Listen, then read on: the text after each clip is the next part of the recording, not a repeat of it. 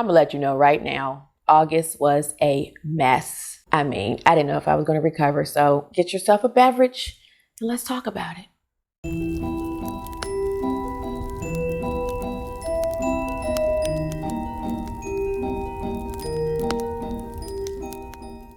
Hello, hello, hello. My name is Nakia. Welcome to my channel. It is the end of summer. I'm happy. I know some of you aren't, but I am. I'm filming this in September, so it's already the start of fall for me, but this is my August wrap up. So we are closing out the summer reads. And like I said, thank goodness, especially for the mess that was August for me. But anyway, without delay, didn't mean for that to rhyme. Let's get into it. In case you are new here, or this is your first time seeing one of my wrap-ups, I usually go in order from DNFs, because generally I always have a DNF, all the way up to, my highest rated books of the month, so we can end on a positive note. I need it after DNFs. So I'm going to start with my most disappointing book of the year, probably, because I was probably the most excited for this book. And I'm talking about Upgrade by Blake Crouch. It pains me. Yes, this was a DNF. So, in case you do not know, this book is about a man named Logan Ramsey who works for the GPA, which is the Gene Protection Agency. And in this world, an event has taken place that has pretty much ravaged society, humanity, and whatnot. So I won't go into that because it's a spoiler. But like I said, we have this man, Logan, that works for the GPA. And basically you have people who are tinkering with DNA, and their job is to make sure that things don't get out of hand. And like I said, it's hard to talk about because I don't want to give things away. But something happens to Logan in the very beginning of this book where he goes to investigate a place that he is told some things are going on. So when he gets there, there is an explosion and he survives, but after just weird things start happening to him. This is not a spoiler, it's in the synopsis about him having what seems to be supernatural abilities. He can, solve problems quickly. He is getting stronger, and it's mainly a lot of mental abilities. So I think that's part of the problem for me with this book. This one dealt a lot with DNA, and it was a lot of math. So there were just like equations on pages and all this stuff that I was just like, oh my God, I'm not even going to try to figure this out. I'm just going to skim it. Also, this is the first time I've read a Blake Crouch book where the main character just did not work for me. I started off with the audiobook and I wasn't feeling an audiobook narrator. So then I switched to reading it on my own, and that didn't help. I just could not connect with this character. But I kept going because I was just like, it's got to get better. It's me. I cannot DNF a Blake Crouch book. And if you do not know, I loved Recursion by Blake Crouch, and then I also enjoyed Dark Matter. I didn't love it as much, but I did enjoy it. This one, like I said, it just didn't do it for me. And I'm finding that I am calling people favorite authors before I've read more than 2 books by them, and I need to change that because I don't know yet if they're a favorite author. I'm still going to put him in that category because I do plan to read his Wayward series, but right now I'm just kind of like, it wasn't the writing. It was just, like I said, I didn't connect to the character, and this type of story, I just realized I just don't like stories. I guess they have to do with DNA and that kind of thing. I just wasn't interested. And I actually got pretty far with this. I DNF'd it at 40%. I got to page 133. I got pretty far, but I was starting to feel like it was going to drag me down. I was like, oh, I do not want to read this book. I was not being called to it. I purchased it. So I would look at my Kindle and I would just be like, I don't really feel like reading it. So then I did what I do when I'm having a hard time with a book.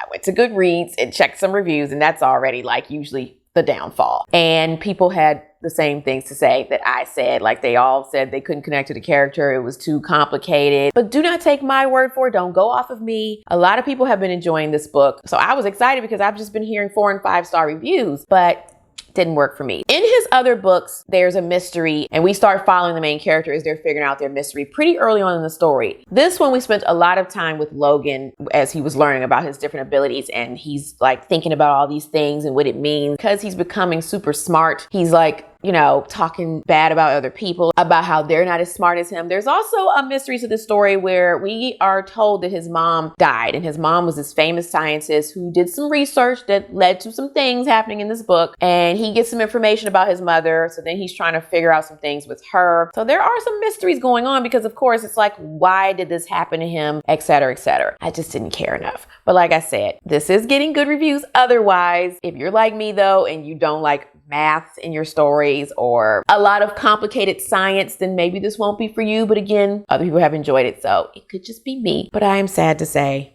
as I already said, this was a DNF. So let's move on to my next one.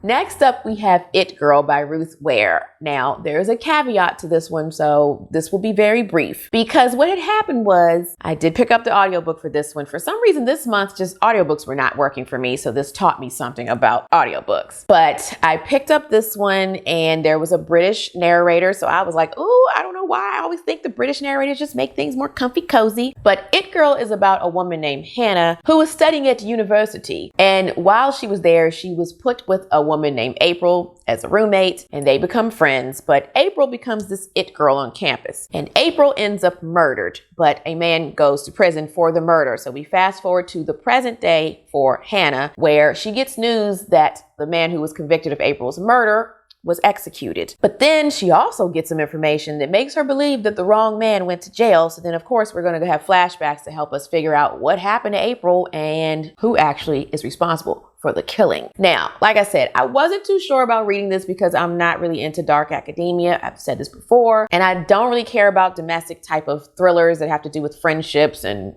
you know, parenting and that kind of stuff. So I was a little bit hesitant with this one, but I have enjoyed all of Ruth Ware's books that I've read so far. I've read 3, I believe, and I've given them all at least 3 stars. So I was like, you know what? I'm going to read it because it's Ruth Ware. But I just was not into the audiobook, as I said. So then I tried to read it on my own. But at that point, I was already kind of like, nah, I don't know. I'm not really feeling this college situation. But I will say, I do feel like the writing was good. It was atmospheric. And then I did go back and try to start over from the beginning, just reading it by myself without the audiobook. And I was getting into it. So I was like, you know what? I'm just going to try again when I feel like I'm more in the mood for it. So this one is on hold.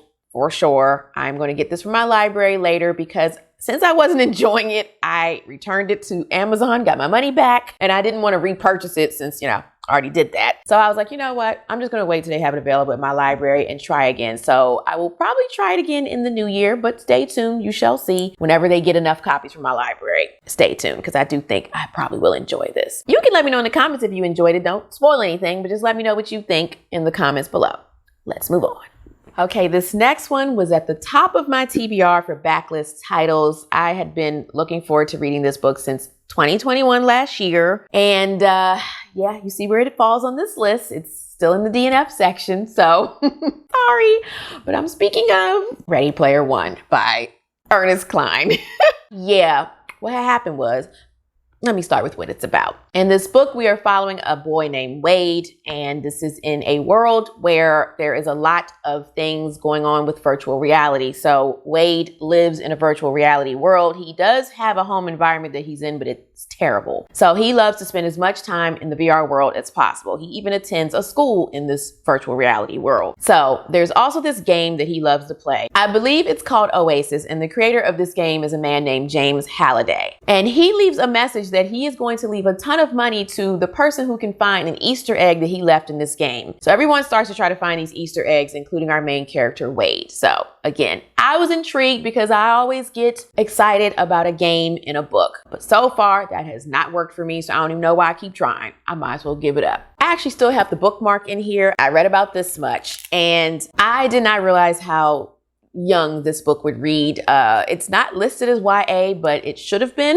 or maybe it is in some places, but it wasn't listed that way on Goodreads, so I thought it was an adult novel. But to me, that was my issue with this book. It read very young. It felt very juvenile. We spent a lot of time with Wade, like I said, going to this virtual reality school. He's talking to other people in this virtual reality world. Their conversations are just very, like I said, juvenile for my liking. I was looking forward to the pop culture references from the 80s, and the stuff that was referenced, I don't know anything about. Like, they're referencing comic books and movies and things that I just wasn't interested in back then, like The Breakfast Club and stuff like that. So this just didn't work for me. It was mainly the issue though with this just being too young. I just don't, I've said this before, the YA genre just does not work for me. I love middle grade, and you know, I probably would even like children's books, but YA, just that age range, I don't know. It just doesn't work for me. So I just was not feeling the writing. But once again, this is one that is loved, so don't go by me. A lot of people love this book, and I know a lot of you were looking forward to my thoughts, so I'm sorry I let you down, but this just wasn't for me. So yeah, I mean, like I said, if you're one who loves rock music and stuff from the 80s and, you know, 80s comic books and video games like Pac-Man and stuff like that, you will enjoy this book. It also just took too long for them to get into the actual like searching in the game part of the book. I flipped ahead to like page 170 something, and the main character Wade was still just going back and forth in his chat room with a guy about what comic book is better and whatnot. So I was like, I just it's not my thing. So sorry, as I said, DNF. I stopped at page 73, so I gave it a good go, but yeah, this just wasn't for me, unfortunately. But I tried, so now I know I can cross it off that list. Let's move on. Next up, we have another one that was highly anticipated by me. It was on the top of my TBR list, backlist titles, and I purposely saved this one for fall because I just thought it would give me all the fall comfy cozy vibes, which it did, but the rest was lacking for me. I'm speaking of Vicious by V.E. Schwab. I'm sorry. Once again, I know this is loved in the book community, but it just did not work for me. Anyway, in case you don't know what this is about two friends, Eli and Victor, who meet at Lachlan University, and they have a thesis to write for their senior year. And one of them decides to do their thesis project on adrenaline. Now, we don't know what happened, but something goes wrong, and one of them or both of them end up with abilities that are dangerous. And then we also find out that one of them, don't remember which one, ends up going to jail. So when he gets out, he wants revenge for what happened between him and his friend. So we do have two timelines in this book. We go back 10 years to when they were in school, and we find out what happened with this project, how they end up mortal enemies. And then we also have the present day, but that fluctuates between like 5 days ago, 2 days ago, 3 days ago. But in the present day, it's when the friend that I don't remember which one gets out of jail and what he's going through to try to get revenge on the other friend. So as I said, this definitely had the fall comfy cozy vibes. There weren't really many descriptions of like cold weather and crisp, and autumn leaves or anything like that, but the atmosphere was very dark. So I always feel like that fits for fall. But what did not work for me was the writing, unfortunately. And I tried the audiobook with this. The audiobook narrator was just very flat. And I guess that was part of the problem because he didn't help me to connect to these characters that were already not written in a way for me to connect to them. I just felt nothing for either one. So for me, that's always a problem. If I don't care about what the characters are going through, I just have no motivation to read. I don't care about what you care about, and that's a problem. Yeah, so unfortunately for me, I was not driven by the characters, which helped me to not be driven by the plot. And then, like I said, then there was also the setting that was lacking for me. So I just was like, And then I said to myself, you know what? I'm just gonna put this on hold. I'm gonna read this maybe later when I'm more in the mood, when I'm not dealing with a bunch of other DNFs. But then I just started thinking about it more, and I was like, I just don't really care about this book. I just don't have any motivation to go back and read this. So like I said, I'm sorry. I know a lot of you love this book. I feel like if you love dark academia and you want a book with dark characters who aren't that likable, this will be perfect for you. But those just aren't my thing. So unfortunately, didn't work for me. Let's move on. Okay. We're still in the DNF section, but this is the last of the DNFs. I started to not even do this video and just wait and combine it with September, but I was like, no, because it'll be too much and I just need to get these thoughts out now while they're fresh and get these books back to the library. But anyway, this next one was not on my August TBR. I threw it in after I DNF'd some of these other books because I was looking for something else to fill it. This was on my most anticipated book releases video, I think for the second half of the year. I'm pretty sure it was the second half, not the first half.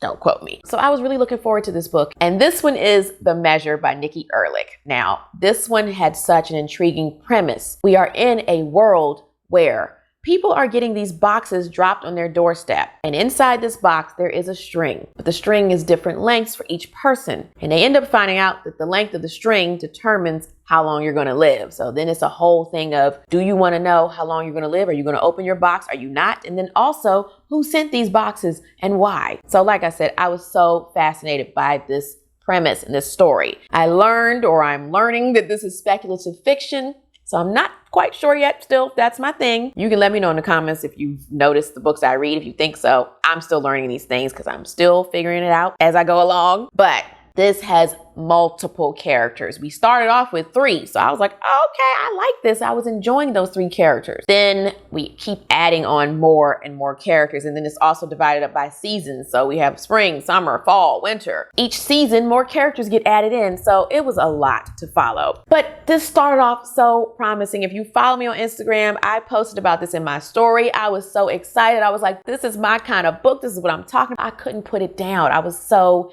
into it, because in the very beginning, when they're getting the boxes and they have to decide if they're going to keep them or not, if you have a partner, if they open theirs and then you don't, you want to know, are you going to live your lives together? If one of you are going to live longer, how does that affect you guys? And then, like I said, where are these boxes coming from? It was so intriguing in the beginning, but then it starts to slow down or mellow out, because once everyone decides to look at their strings or not and what they're going to do with them or how they're going to live their life, then we just go along with them as they're deciding, like I said, what they're going to do with their life or how it's affecting their relationship. And then it started to get too political for my liking. This is more so based in our reality. No, there's no COVID, but there were still things that reminded me of a lot of things that went on in 2020, and I was not here for it. There were just too many analogies to things that we went through that I wasn't here for. I can tell you right now, there was a Capitol bombing, and that's when I was like, we're done here, because I do not read to deal with politics. I read to escape and have fun. If that's what you like,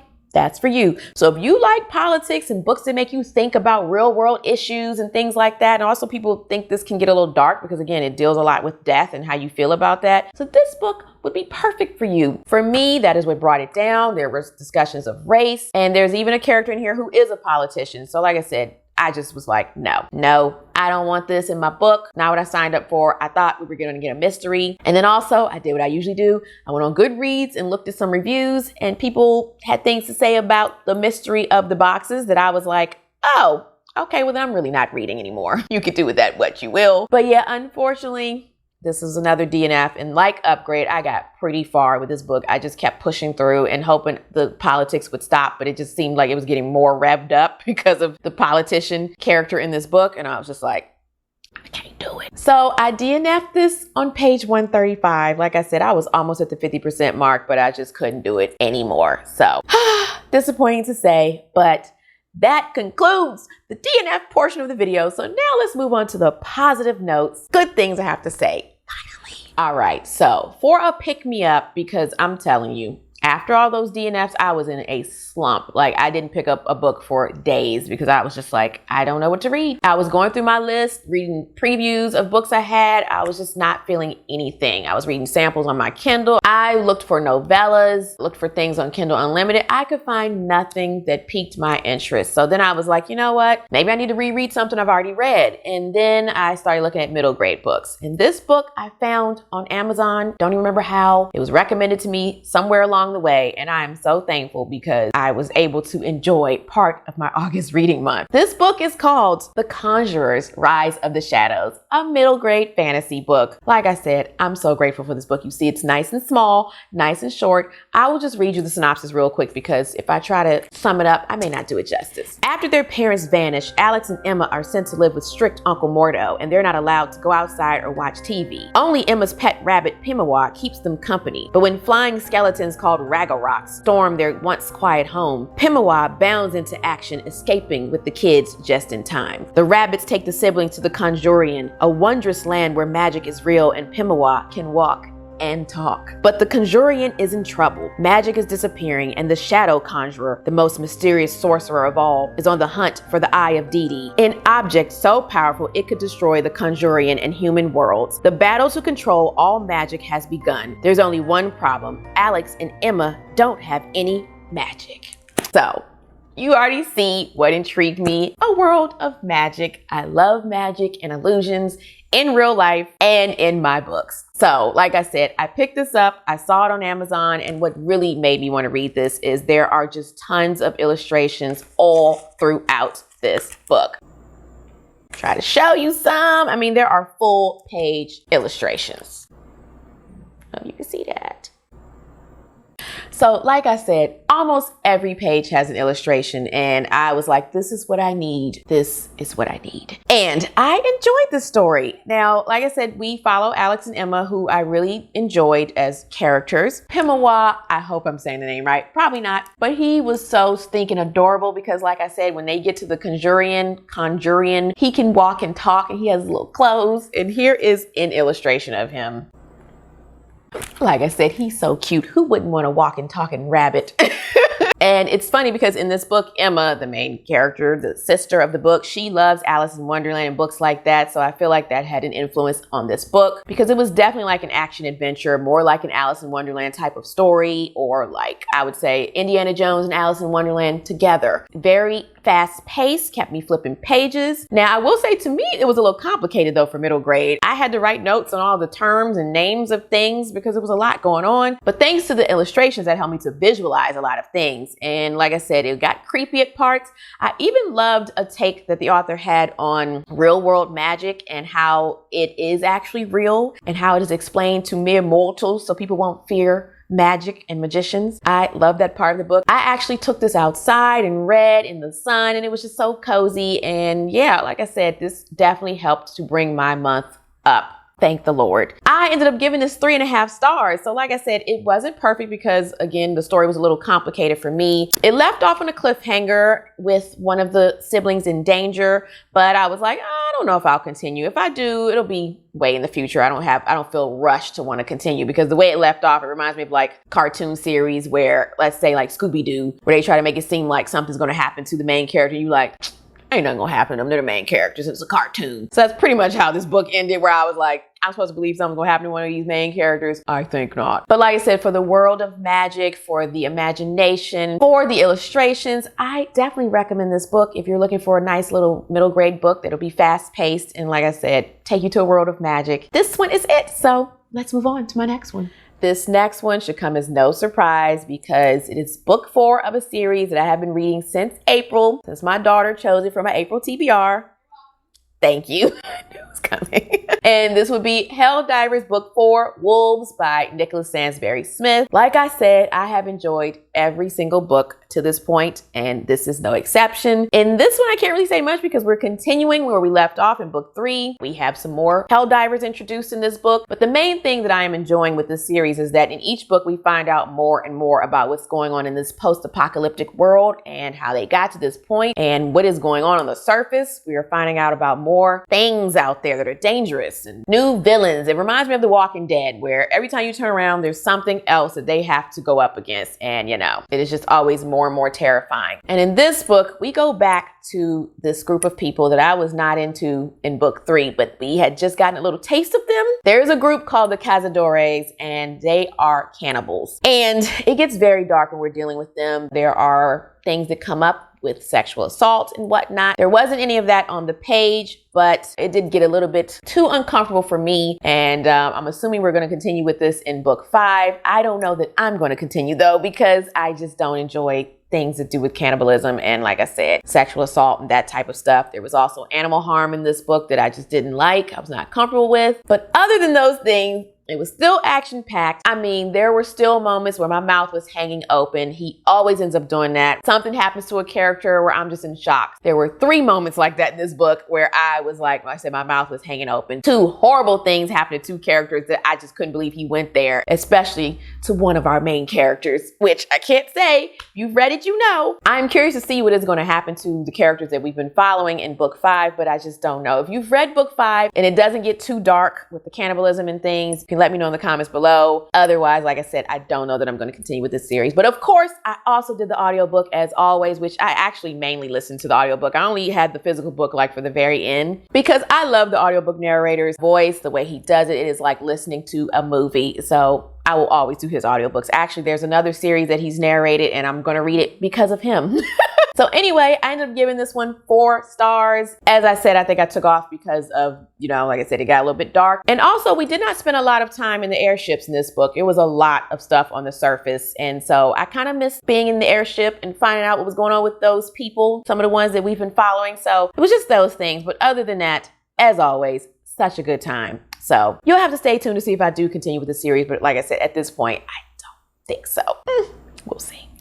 Now, these last 2 I picked up to help me with my reading slump because I was like, you know what? I want to revisit some of my childhood favorites, and a series of books that I loved when I was a child were the Berenstain Bears books. I actually drew pictures. I sketched things from the book. I just used to love them. I used to watch the TV shows. We would pick them up from the library and watch many episodes. I just loved them. I actually texted my brother when I was reading them, and he was just like, oh, wow, because it was just our favorite when we were kids. But I picked up this book from the library. I saw it when I went to go pick up the Conjurer's book. And this actually has 6 Berenstain Bears books bound up into one. So it's funny because it says the big book of Berenstain Bears beginner books. I'm clearly way past beginner. But anyway, I picked this up because it had 2 stories that I wanted to visit during this spooky fall season. It has Spooky Old Tree and Bears in the Night. It starts off with The Bike Lesson, which I did not realize how well I knew that book from my childhood and how nostalgic that was going to be. Like, oh my God, I almost knew every word. It was so, just took me back to my childhood. This is the cover. The Bike Lesson has the older illustration style, which I'm not as big of a fan of. I more prefer like the style that came along, I think, in the 80s and 90s, which was when I was a child. These are from, I think, the 60s, something like that. But either way, you can still see. Clearly, I really wanted illustrations to help me out with my reading slump. But like I said, this is one of those stories where everything rhymes like Dr. Seuss. And like I said, I really remembered so much of this. It was so fun to read. I also read Picnic. I may just pop a picture up here on the screen, but I had never read that one. But it was similar to The Bike Lesson, where it's basically Papa Bear trying to do something. So in The Bike Lesson, Papa Bear is trying to teach Brother Bear how to ride a bike, but he's just getting into all kind of trouble by trying to show him what not to do. And then also Brother Bear the whole time is like, can I please ride the bike? I get it. Okay. And then in Picnic, Papa Bear is trying to find the perfect spot for them to have a picnic. And I didn't even realize that in these older books, there is no sister bear.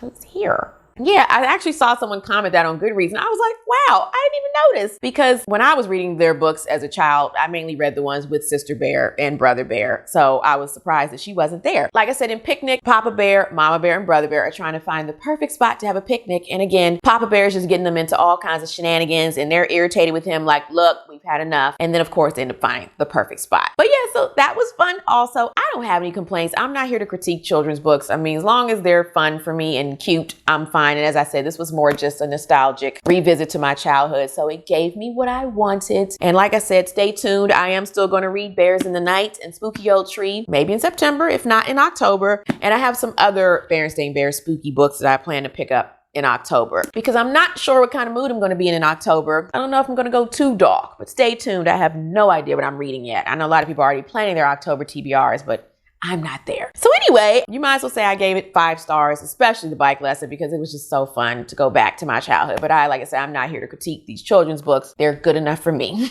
So there you have it. So ladies and gentlemen, that wraps up all the books I DNF'd.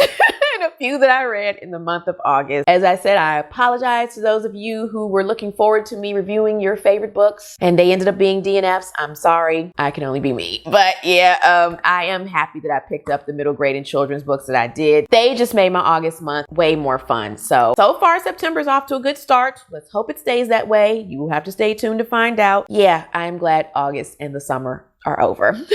So feel free to let me know in the comments how your August reading month went. Hopefully it went better than mine. If not, we can talk about it in the comments and, you know, commiserate, share in our pain. But like I said, that's over. We're sweeping it away. We're done with that. And if you don't have a comment, but you just want to let me know that you made it this far in the video and or show me some love, you can leave me a bike emoji for the Bike Lesson book that just brightened up my month. And I think that about wraps this video up. I've talked enough.